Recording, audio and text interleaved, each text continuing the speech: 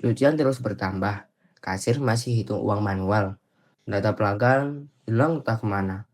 Di era serba digital dan cashless seperti sekarang, apakah bisnis laundry masih bisa bertahan dengan cara lama? Atau justru aplikasi kasir digital adalah kunci pertumbuhan dan peluang besar di era new economy?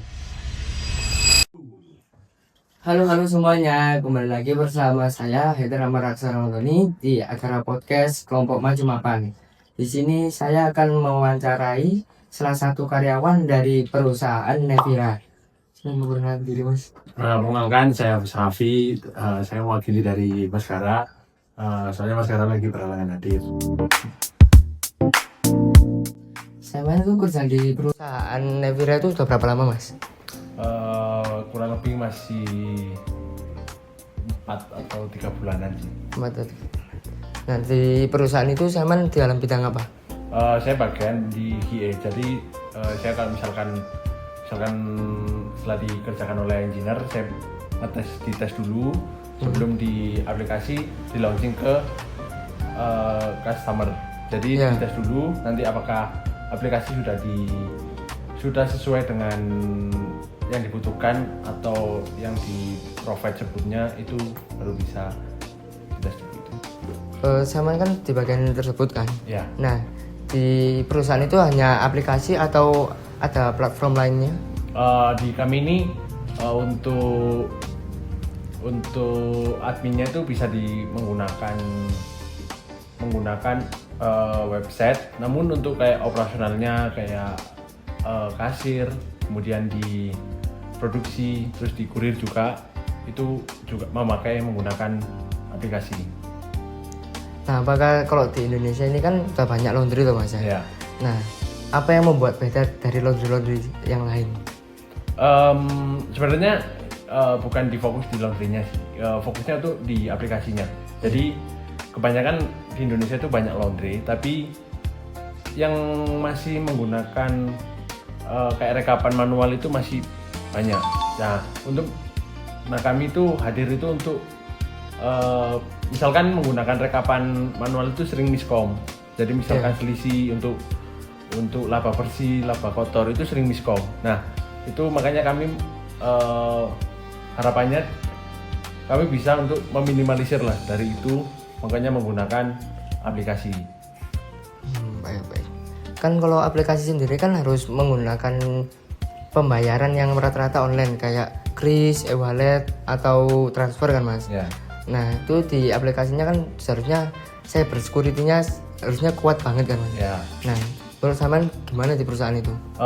Kalau di kami sih ini untuk payment gateway-nya itu kami menggunakan third party, yaitu menggunakan Mitrans. Jadi misalkan ada uang masuk, itu masuk ke Mitrans dulu. Nah, baru kami untuk tarik dananya di Mitrans, seperti itu. Nah, dalam proses pembayaran itu apakah ada pemotongan sekian persen untuk PPN atau sebuah macam? Ada. Pasti ada sih. Soalnya kan dari Mitrans itu nanti bakalan, misalkan saya cairkan itu bakalan kepotong kurang lebih 10%-an sih.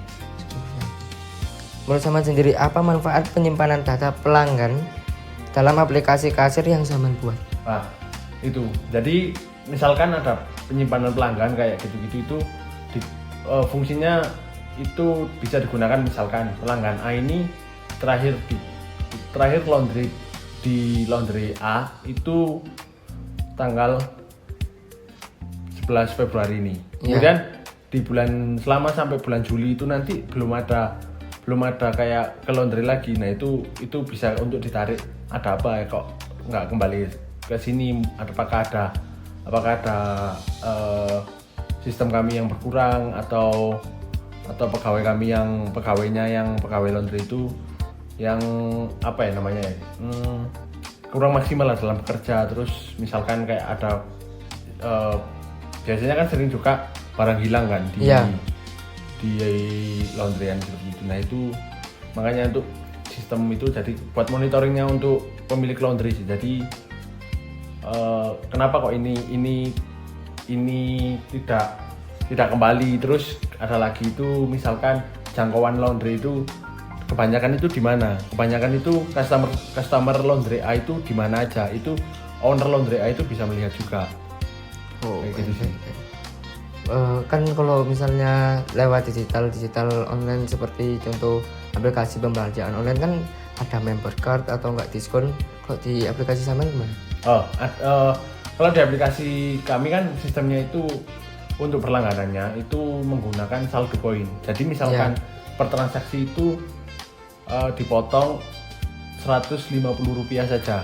Nah, jadi misalkan tidak memakai aplikasi, tidak menggunakan aplikasi kami, jadi pemilik laundry itu tidak perlu membayar. Seperti itu sih. Oke, baik. Kalau menurut sampean itu tantangan sing paling berat saat bikin aplikasi agar bisa dijangkau oleh pemilik laundry atau customer laundry itu bagaimana? Yang pasti ini sih target utamanya adalah ketika ada orang sudah punya laundry tapi masih menggunakan kayak data manual. Nah kayak gitu-gitu itu pasar utama di kami. Terus yang kedua itu mungkin ada juga kayak orang yang mau buka bisnis laundry seperti itu, jadi mungkin bisa menggunakan aplikasi kami juga kayak gitu-gitu. Bagaimana strategi sampean di aplikasi itu agar terjamin aman, tidak ada kebobolan sistem lah atau error gitu Mas? Kalau itu sih yang pasti udah kayak berlapis, terus udah pasti kan juga menggunakan Google juga. Udah terintegrasi dengan Google itu sudah pasti aman sih. Apakah sebelumnya pernah terjadi error atau enggak kebobolan sistem gitu-gitu? Kalau kebobolan sistem selama ini masih belum, jangan sampai juga sih. Iya. Jika kalau pengembangan ini berlanjut sampai kapanpun, apakah cuma di bidang laundry aja? Ya, cukup di bidang laundry aja. Soalnya fokus kami di laundry. Kan ini kan aplikasinya full kasir kan? Enggak. Atau gimana? Jadi di kami itu sistemnya itu ada untuk kasir sendiri, kemudian untuk produksi sendiri, terus di kurir juga ada. Tapi itu dalam satu aplikasi. Nah, jadi misalkan ada orang, saya mau naruh laundry ini, nah itu diproses oleh kasir. Setelah diproses oleh kasir untuk notanya dan lain-lain, itu nanti akan dilempar ke produksi. Diproduksi, nah itu nanti dikerjakan oleh produksi itu, jadi customer itu bisa lihat bagaimana untuk dikerjakan oleh siapa, terus berapa lama, itu juga bisa dilihat oleh customer. Terus terutama untuk owner itu seberapa banyak kerjaan yang dikerjakan oleh karyawannya, seperti itu sih. Terus kemudian untuk kurir itu bisa untuk antar jemput juga.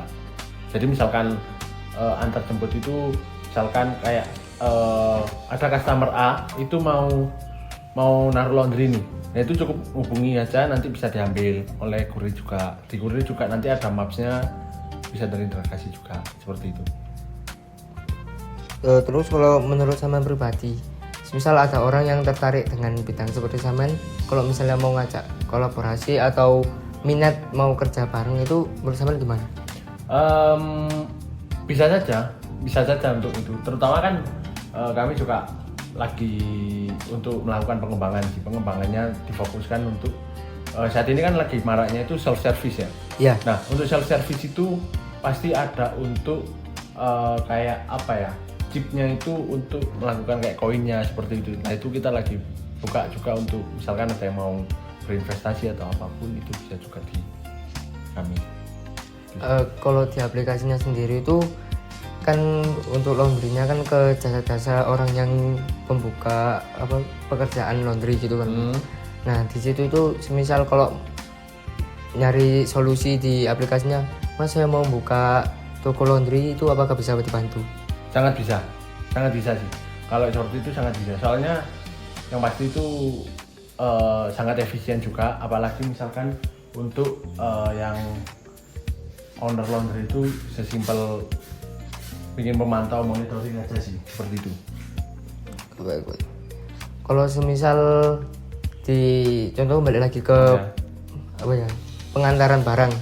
Semisal di barang itu misalnya kita mau ngantar 10 kresek laundry, terus tiba-tiba ada satu yang ketinggalan di rumah. itu apakah yang kurirnya mau kembali lagi atau sudah terlanjur ya wis?